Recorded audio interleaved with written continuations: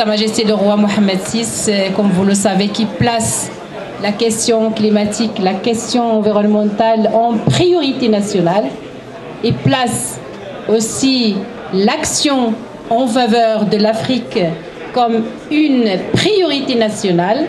Nous avons en tant que gouvernement l'orientation claire de Sa Majesté le roi pour œuvrer à côté de nos frères dans la mise en œuvre de toutes les conventions signées devant Sa Majesté. اليوم تم توقيع مذكرة تفاهم مع أهم شركائنا الأفارقة اللي هو بلد السنغال. يأتي هذا أولا في إطار تنفيذ التعليمات السامية وتوجهات السامية جلالة الملك محمد السادس بإعطاء الأولوية للسياسة الإفريقية. من ناحية ثانية وكما قال السيد الوزير أن هناك حاجة لنقل الخبرة المغربية وتقاسم الخبرة المغربية في برامج محددة، البرنامج الوطني لتدبير النفايات والبرنامج الوطني لتطهير السائل وكذلك الاستراتيجية الوطنية للتنمية المستدامة.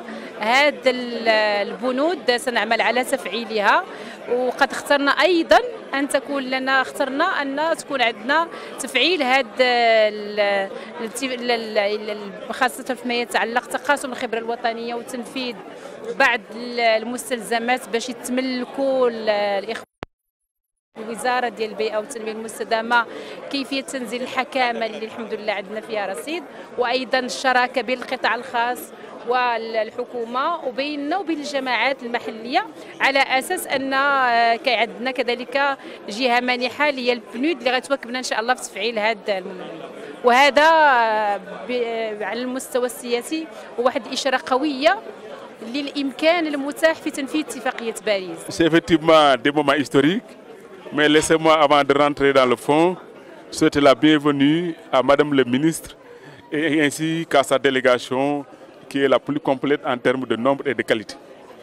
Et dire que comme tous les deux, nous avons aujourd'hui peut-être la chance et le privilège de mettre en œuvre les politiques définies dans nos pays respectifs par nos responsables respectifs.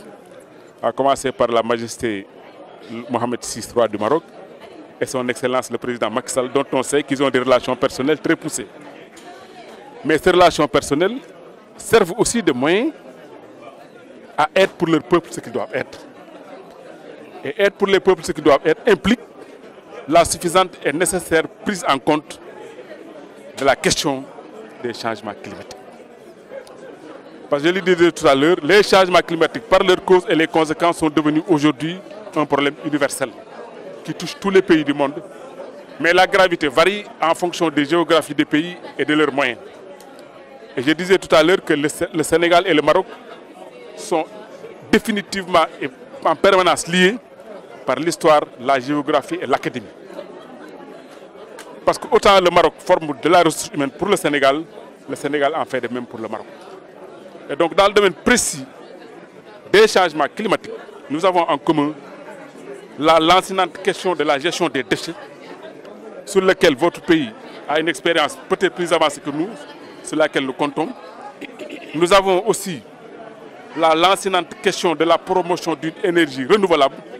Et nous savons que votre pays n'est pas loin de produire 30 à 40% de son énergie à partir d'une énergie solaire. Ça aussi, ça pourrait servir d'école au Sénégal, bien que nous aussi, on est dans la dynamique. Parce que nous sommes en train de promouvoir et de promouvoir massivement une énergie solaire, bien qu'ayant conscience qu'en 2021, nous allons être un pays pétrolier. Donc c'est vous dire donc, que les problèmes sont communs. Et quand les problèmes sont communs, il faut les adresser par des moyens communs. Et ces moyens communs, ce sont la mise en commun de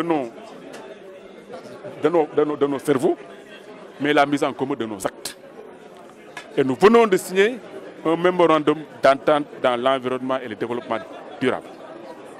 Le processus a été initié à Danan au cours de la gestion sur les GEF et j'ai donné deux valeurs à ce que nous venons de signer.